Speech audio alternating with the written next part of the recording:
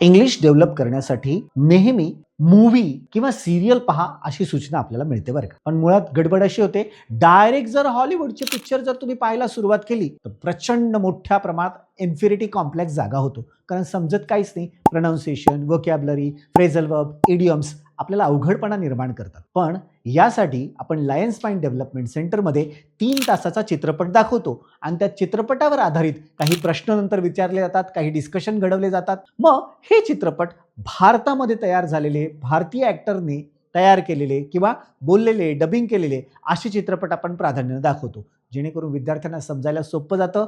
Indian culture आणि Indian proper ecosystem तुम्हाला त्याच्यातून परिचय होते आणि आपल्याला अतिशय सोप्या, सरळ इंग्लिशमध्ये मूव्ही पाहायचा अनुभव येतो. त्यामुळे अशा प्रकारच्या इंग्लिशच्या मूव्ही पाहण्याने जर सुरुवात केली तर इंग्लिश पाहण्याचा, इंग्लिश ऐकण्याचा, इंग्लिश बोलण्याचा आणि इंग्लिशमध्ये त्या सगळ्या गोष्टी ऑब्झर्वेशन करण्याचा चांगला सराव आपला होतो. त्यामुळे मूव्ही चार्ट ही अतिशय सुंदर, अप्रतिम अशी ॲक्टिव्हिटी आहे जी आपण साधारणपणे दर 2 आठवड्यानंतर रविवारी 3 तासासाठी आयोजित करत असतो. Movie chart, talk on films. Thank you.